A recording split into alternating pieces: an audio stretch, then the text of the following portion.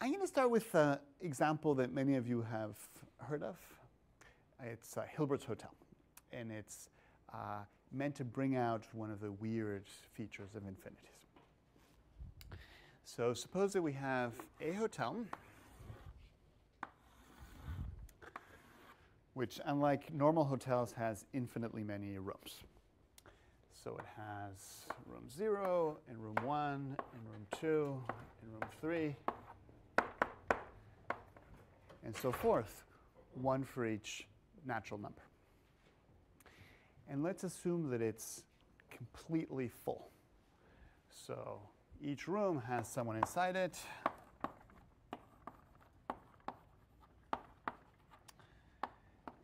And to make things simple, let's also number the people in our rooms with natural numbers. So that's 0, and that's 1, and that's 2, and that's 3, and that's 4, and so forth. So in a finite hotel,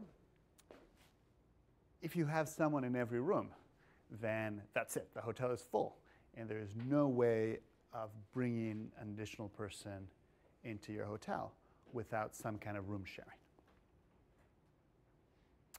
The weird feature of infinite hotels, and in a way that will be like key to everything we're going to be doing over the next 3 weeks, is that when it comes to infinite hotels, you can fit an additional person in. And the way to do it is just have the hotel manager make an announcement and say, OK, could everyone please move one room to the right? That means that person 0 moves to room 1, so now 0 isn't there, and person 1 moves to room 2, so 1 isn't there, and so forth.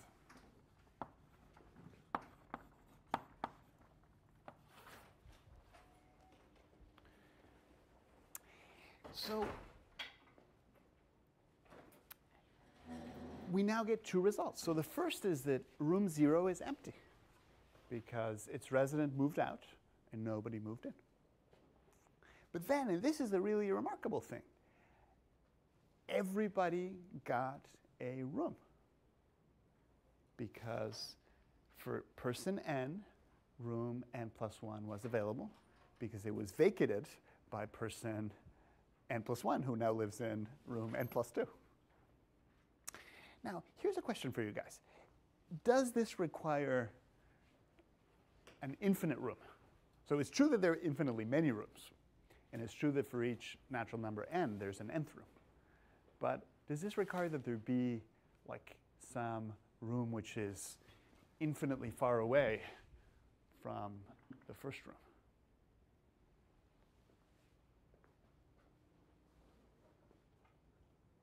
Yes? Do you define that as like countably infinite? So the fact that, like, a way of putting it, so there's someone at room 0, and there'll be someone at room 10 billion, and that'll keep going on so you can count all the way? Because then in that case it would be yes. Because in the original problem you mapped n to n, now you're mapping n to n+1 rooms to people. So then in that case there would always be an infinite way amount far away, I guess. Oh, no, good. This is very interesting. This is very interesting. So I'm glad you talked about countable infinity because that is what we're going to talk about today. So here's something that happens.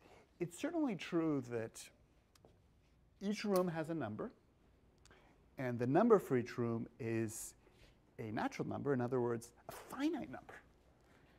There's no bound to how big those numbers can get. So for any k, some room is going to have a number bigger than k. But no room has a number which is itself infinite.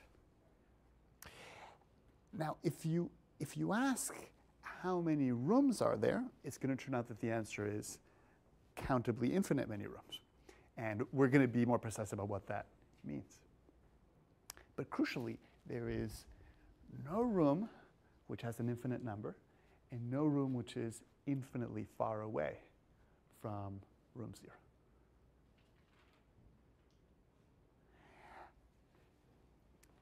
And now notice the following.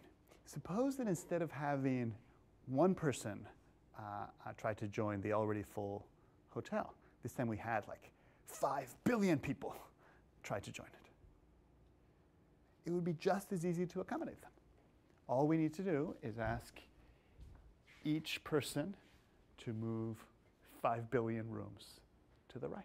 And that will liberate 5 billion rooms so we can accommodate our new guests. I mean, it's really remarkable.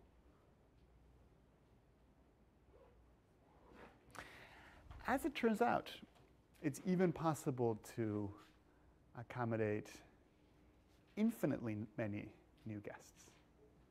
So can anyone think about how to do that?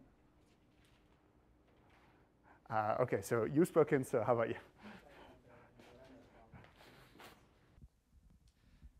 You can just tell every original guest to move to twice their current room number, and that will leave gaps at every odd number where you can fit the infinitely many new guests. That's right.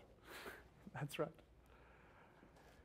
So, I mean, under this new distribution, what happens is that, okay, so imagine we start with our original full hotel.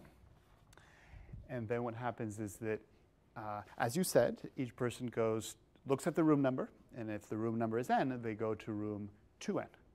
So 0 stays because 2 times 0 is 0. So person 0 is in there. Person 1 moves because 1 times 2 is 2. So person 1 moves to room 2. Person in 2 is going to move to 4 because 2 plus 2 equals 4. The person in 3 is going to move to 6.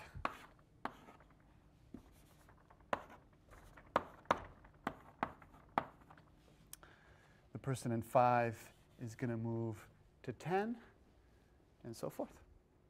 So generally speaking, each person is going to end up having a number which is the room number divided by 2. And then, as you pointed out, every odd-numbered room is free. And we can just say to our new guests, OK, if you're a new guest and your number is n, please move into room 2n plus 1. So here's what we're going to say.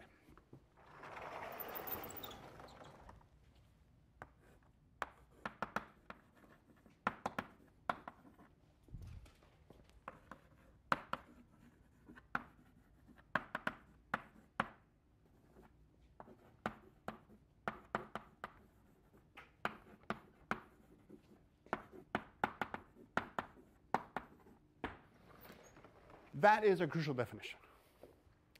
So we want to say that the number of elements in A, so these two little bars, refer to the cardinality of the set. The number of things in A is less than or equal to the number of elements in B, which I will sometimes read, there are at least as many things in B as there are in A. That, by definition, means that there is a 1-1 correspondence from A into B. So just so everyone is clear about the notation, so a 1-1 function is just a function that never maps distinct elements into the same thing. So our 1-1 function never takes two elements of A and maps them onto the same element of B. But because we allow our 1-1 function to go from A into B as opposed to from A onto B, then what that means is that there can be things in B to which nothing was assigned. There's a theorem which is important, but I'm not going to prove, which is this. It shows that if the cardinality of A is less than or equal to the cardinality of B, and vice versa,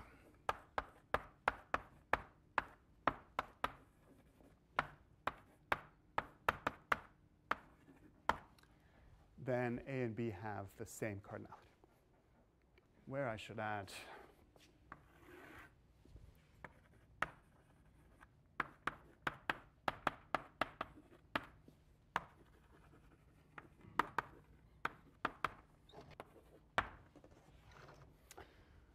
where the cardinality of A equals the cardinality of B, it just means that there's a 1-1 correspondence from A onto B. OK, so that's our basic machinery. So basically we're done in terms of definitions, like for the whole 3 weeks.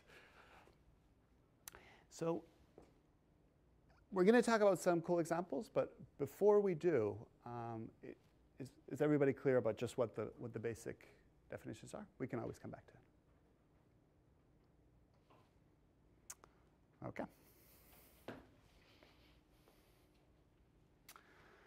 All right, so here is a first fun question for you guys. So take the natural numbers first, and then take the rational numbers. So the rational numbers is the set of numbers of the form AB, where A and B are natural numbers, and B is not 0. So the first question, and this is what really, this result is what like gave rise to the field. Is it the case that there are just as many as one of the other, or not? Or are there more rational numbers than real numbers? I mean, we know that there are going to be at least as many rational numbers as natural numbers, because every natural number is a rational number. So it's very easy to define a function from the natural numbers, a one-one function from the natural numbers into the rational numbers, just the identity function. The difficult question is the other way around. Is it possible to find a one-one function from the rational numbers into the natural numbers? And as it turns out, the answer is yes. And if this doesn't blow your mind, I do not know what will. So here's a proof.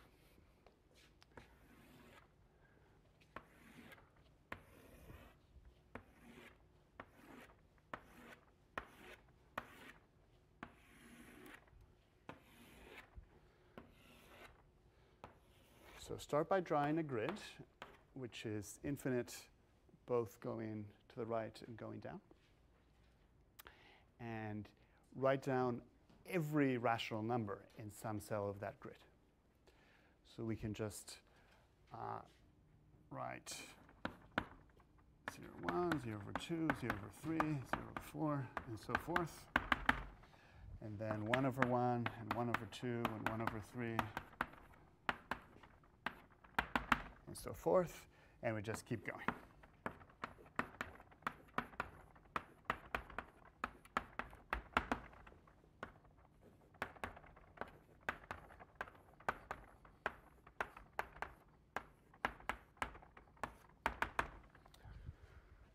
OK. And now can anyone think of a way of assigning yes? Oh, precisely. Precisely. Yes, she gave her answer with a hand gesture, so I will interpret. So here's what you can do. So every single rational number is on this grid, every single one.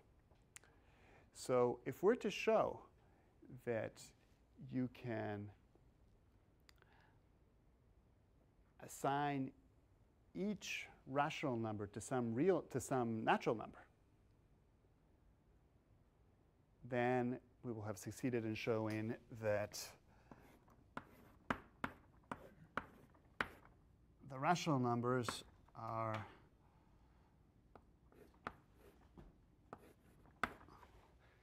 their number is smaller or equal to the number of the natural numbers. And because we know that the converse is true, we will have shown that there are just as many as one as there are of the other. And here's how to do that. So we're going to travel a diagonal path. So we're first going to visit this guy, and then these guys, and then these guys, and we keep going.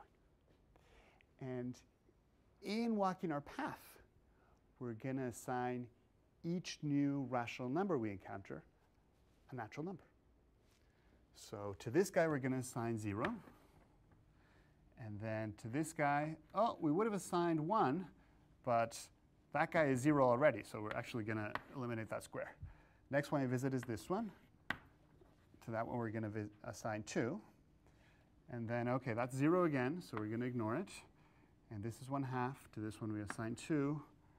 To this one, 3. That one's 0 again.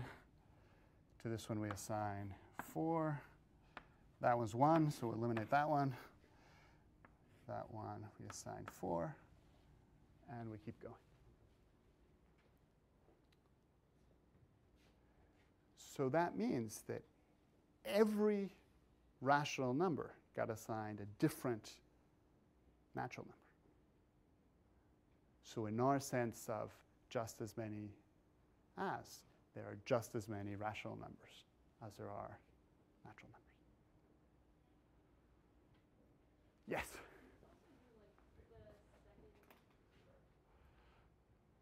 You could also do the second column and then down and left in the second row, and the third column and down into the left Yeah, row. that's a nice technique. Yeah, so let's do it that way.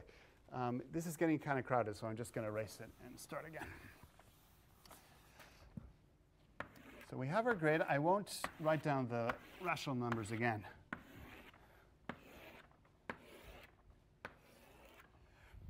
So is this the technique you mean? So you first do this, and then you do that, and then you do this, and then you do that, and then you do this, and then this, and then that, and then that, and then that, and then that, and so forth? Oh, there's even another one. No, I was thinking, can I just Yes, draw it? sure. In fact, I'll prepare the grid for you.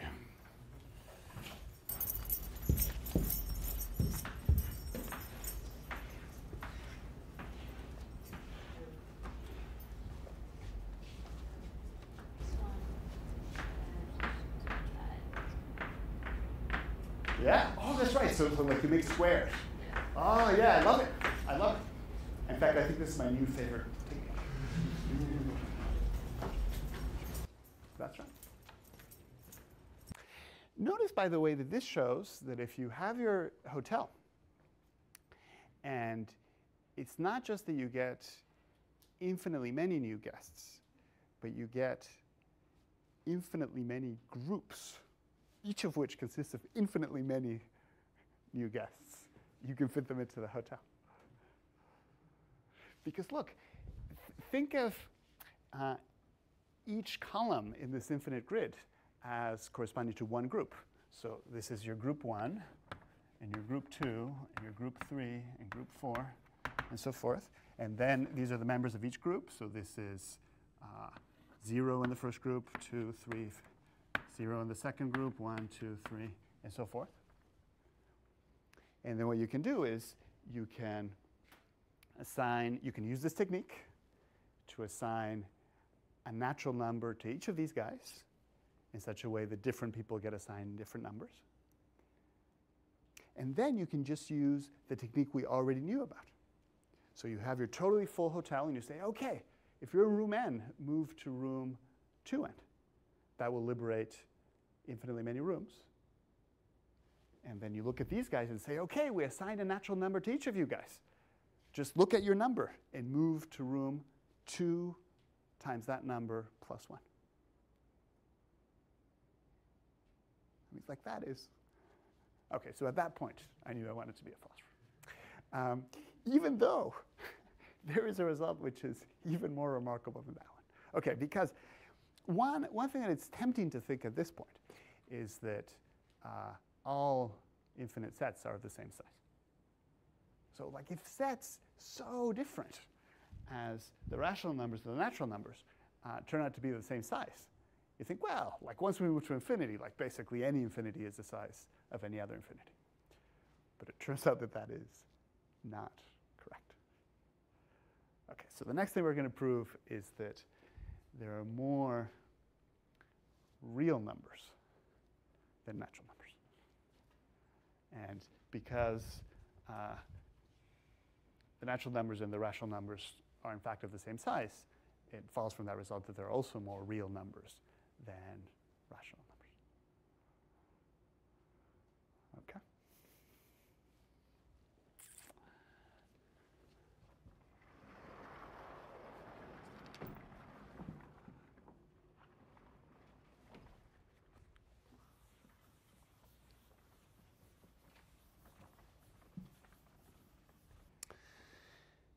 So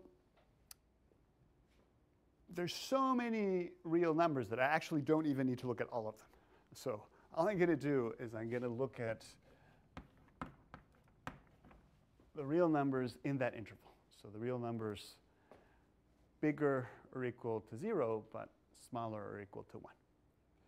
And what I'm going to show is that even in there, even in that small interval, there are more points than there are natural numbers. And the way I'm going to do it is I'm going to proceed by reductio. So I'm going to assume the opposite of what I want to prove. And I'm going to show that you can prove a contradiction from that assumption. So if that assumption leads to a contradiction, it can't be right. So the opposite of what I want to prove can't be right. So what I want to prove has got to be correct. So this is what I'm going to assume for reductio.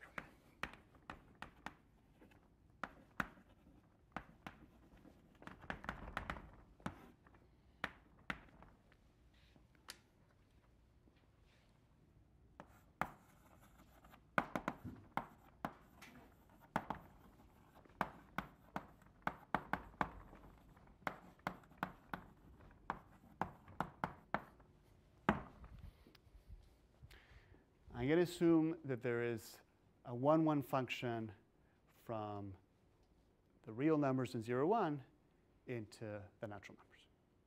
So notice, if that were true, then we would know that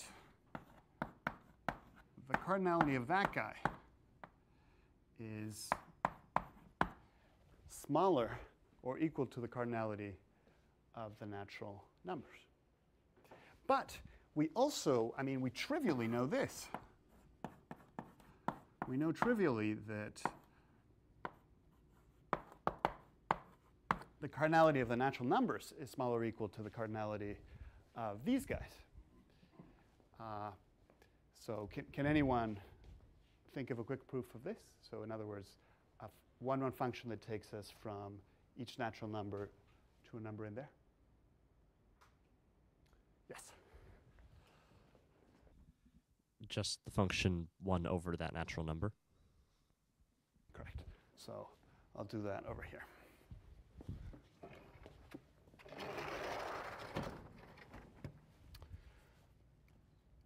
So function that assigns, well, it's not going to work for 0, but I'll correct that later.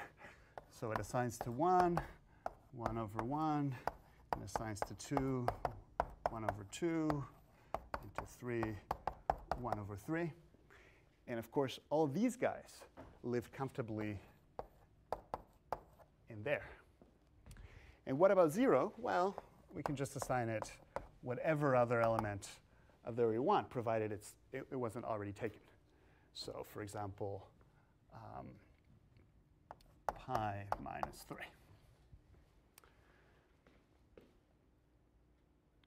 So that means that we know for sure that the natural numbers are equal to or less than the real numbers in there. So if we could show this, that would mean that there are exactly as many real numbers in that interval as natural numbers. What I'm going to do is I'm just going to assume this to see what happens.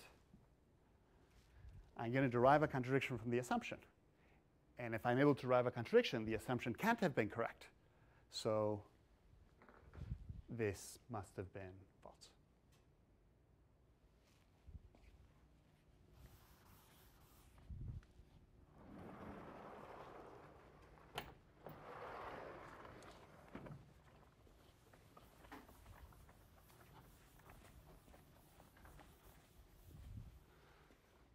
OK.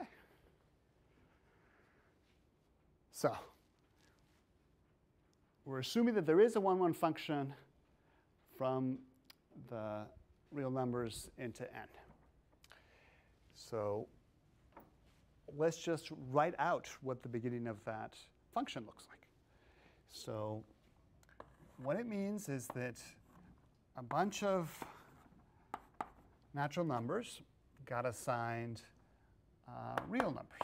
So maybe 0 got assigned that one, 2 got assigned, 1 got assigned that one. Maybe 2 didn't get assigned anyone. That's fine. 3 got assigned that guy, and so forth. So we have a long list. And crucially, our list leaves no real number out. So every real number in our interval is in this list at some point. So that's what we're assuming. What we're assuming is that we can, in effect, list the real numbers in 0, 1. Yes? Sorry, I think I just missed something. What's that x there? Oh, the x. So our assumption is that there is a 1-1 function from the interval into n. So that means that to each member of our interval, we assigned some natural number, that no 2 real numbers in our interval got assigned to the same natural number, but we're not assuming that there weren't any natural numbers left over.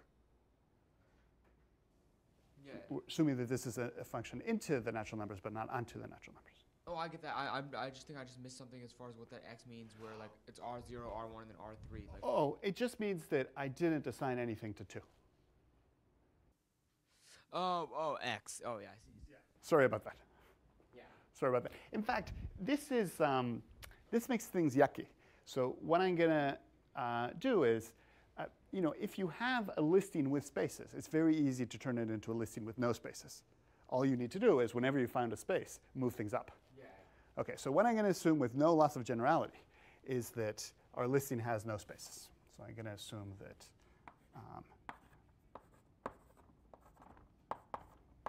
each natural number got assigned some real number, and crucially, that no real number in the interval was left out.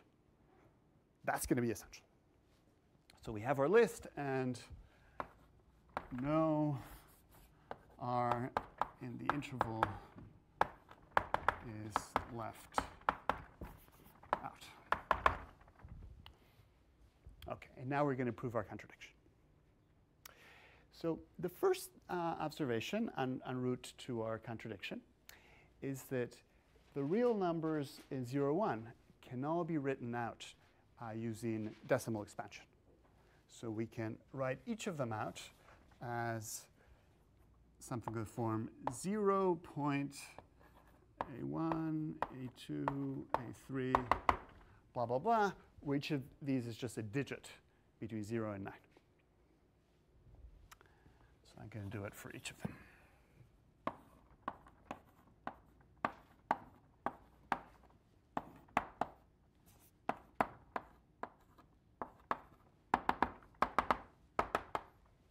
I'll write one more.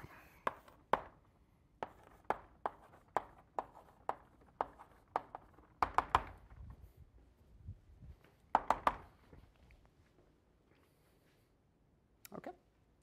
So we have our list. And everyone in the interval is somewhere on that list. So now consider the diagonal number. So take the first digit from the first member in our list, and the second digit from the next member on our list, and the third digit from the next member on our list, and a fourth digit in the next member of the list, and so forth. And look at that real number. So we have our diagonal number. That's 0.A1, B2, C3, D4, E5, and so forth. That's just a real number in the interval. And it has an evil twin. So to construct the evil twin, use the following recipe. Say that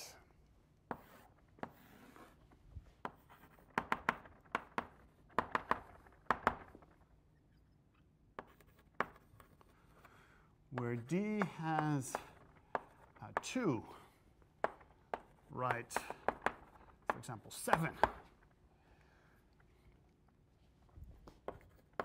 And where D has no 2, write 2. That's how you construct the evil twin. So suppose, for example,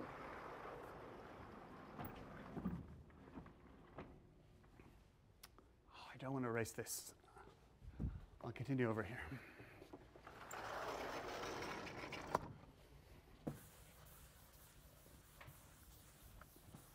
So suppose, for example, that our D is this number.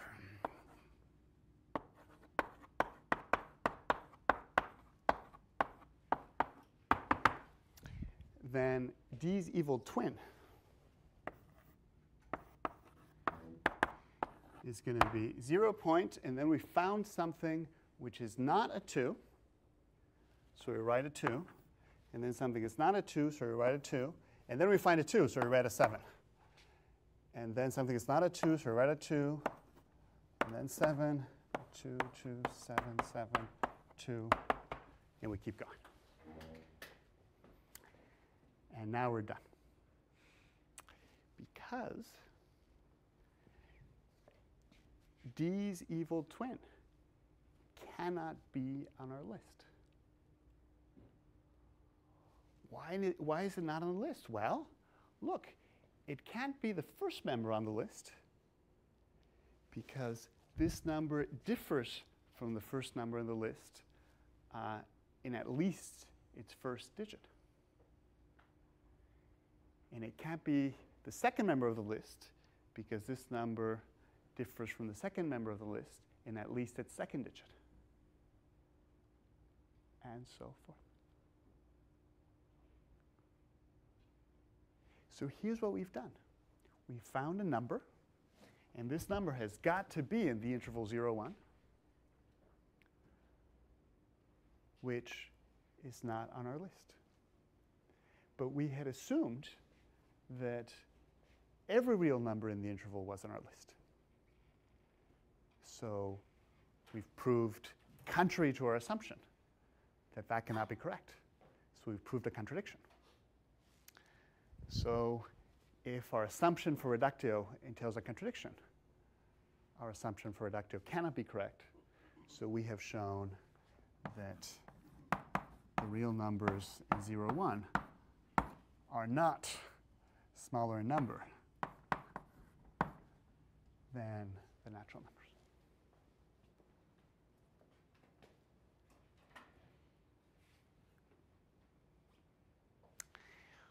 Most people see this proof the first time and don't understand it. So what I'm going to do is I'm going to sit down and make sure that people don't have questions, because I bet some people do have questions.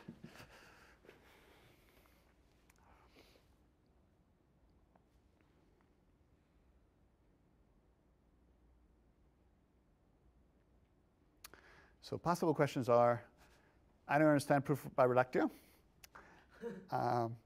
I don't get why you keep saying that all real numbers in the interval should be on the list. Could be, I don't get how you constructed D. It could be, I don't get, yes!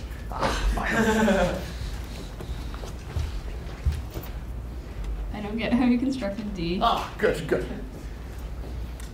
Thank you for asking.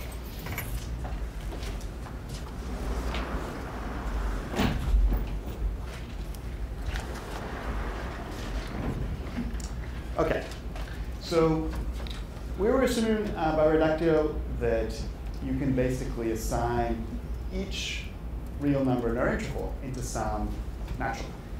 So we can use that assumption to list our real numbers. So, let that guy be whatever was assigned to 0, that guy whatever was assigned to 1, and so forth. And then we just know that every real number in our interval has some decimal expansion. So write it out using its decimal expansion. Once you've written them all out, you can focus on particular digits. So you can say, OK, just tell me what the first digit in the decimal expansion of the number you assign to 0 is. Whatever it is, write it down there. And then ask what is the second digit in the decimal expansion of the number you assign to 1 is. And whatever it is, write it there. And you keep going with the third and the fourth and the fifth and the sixth. And then you get this number, which is just a real number. It's the one that you got from diagonalizing the elements in your list. And that number is not quite trouble. So that number could be on the list. So in fact, maybe it's this number. It'll be this number if it turns out that A2 equals B2, and A3 equals C3, and A4 equals D4, and so forth. But its evil twin cannot be. Is that better?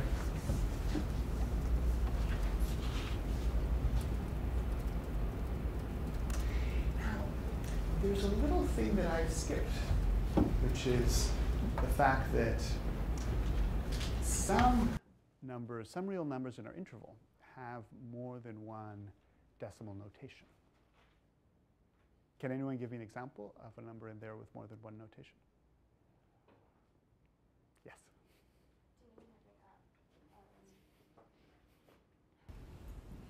Do you mean ending with an infinite series of zeros or nines? Yes.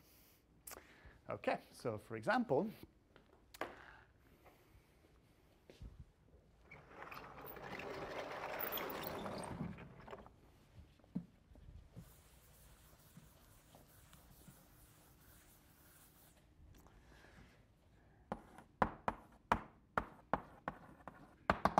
one half, which is in there, can be written out like this.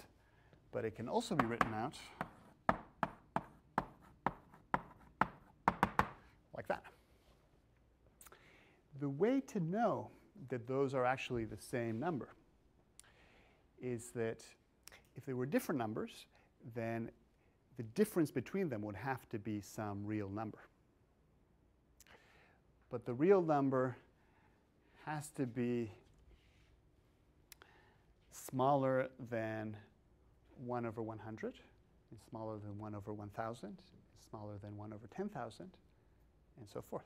And there is no real number greater than 0, which satisfies all those conditions. So the difference between these two guys has to be 0. So they are the same number.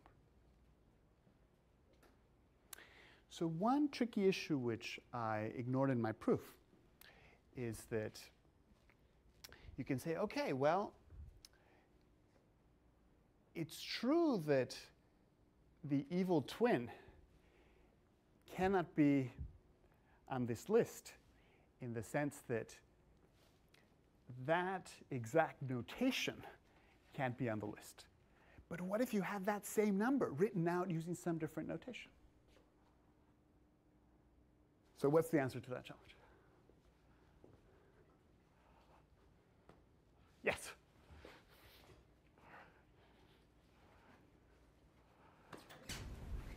Instead of using 0 through 9, just use zeros and ones.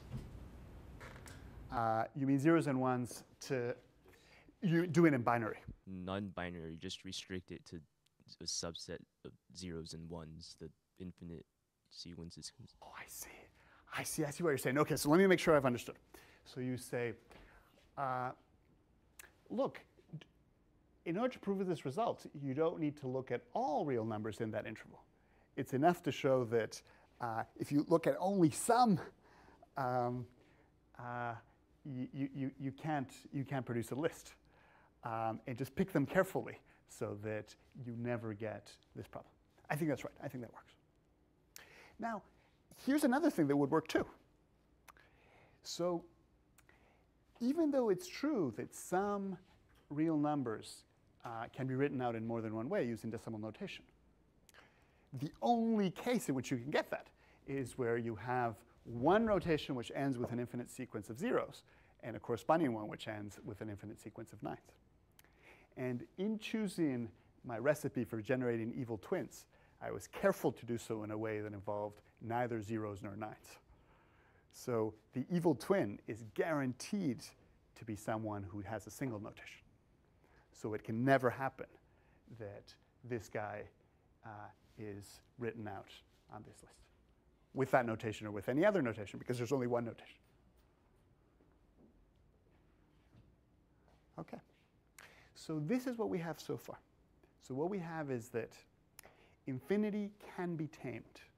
The way to tame it is by using the notion of 1-1 correspondence to talk about whether different infinite sets are the same size or one is bigger than the rest. And we've proved two basic results. The first is that there are just as many natural numbers as there are rational numbers.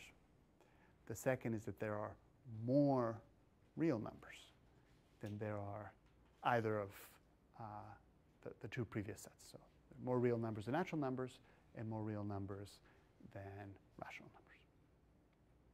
What we're going to do next time is show that for any infinite set, there's a bigger one. So we have infinitely many sizes of infinity. And like things get really weird. OK, see you Wednesday.